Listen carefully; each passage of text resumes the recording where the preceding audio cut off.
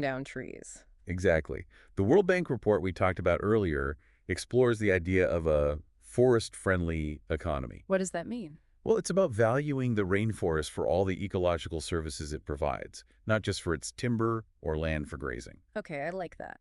So instead of viewing the rainforest as something to be exploited, we see it as something to be protected and valued. Precisely. And that includes things like promoting ecotourism, where local communities benefit economically from preserving the rainforest. So instead of cutting down trees, they're making money from showing people the beauty of the rainforest. Exactly. It's a win-win situation. I like that. But ecotourism alone won't solve the entire problem, right? We need to address the economic pressures that drive deforestation in the first place. Absolutely. We need to create alternative livelihoods that are both economically viable and environmentally sustainable. So like what? Well, one promising approach is silvopasture. Silver what? Silvopasture. It's a system that integrates trees forage and livestock grazing. So it's like a more sustainable way of raising cattle.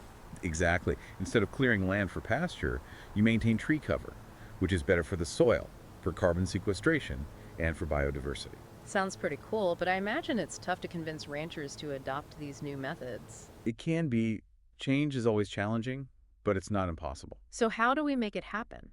Well, education is key. We need to show ranchers the benefits of silvopasture, both for the environment and for their bottom line. Right, because at the end of the day, they need to make a living. Exactly. And we also need to provide incentives and support to help them transition to these more sustainable practices. Makes sense. And what about indigenous communities? They've been living sustainably in the rainforest for centuries, haven't they? Absolutely. They have a wealth of knowledge about how to manage the rainforest, and their voices need to be heard. So it's not just about scientists and policymakers coming up with solutions in some far-off lab, Right. It's about working with the people who live in and depend on the rainforest. because they're the ones who truly understand it. Exactly. And they often bear the brunt of deforestation and its consequences, so their perspectives are essential. So we're talking about a much broader approach to conservation, one that encompasses ecological, economic, and social considerations. Exactly. It's about finding solutions that benefit both people and the planet. And that's where the real hope lies, right? I believe so.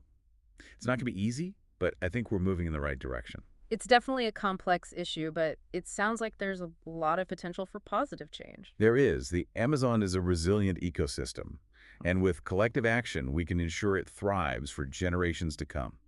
That's inspiring. Well, I'm feeling a bit overwhelmed by the scale of the challenge, but also hopeful that we can find solutions. Me too. It's a global effort that requires all of us to do our part. Well said. I think it's time to shift gears and talk about some of those inspiring initiatives that are already making a difference. Sounds good. Let's dive in. Right. So we've really gone deep, haven't we?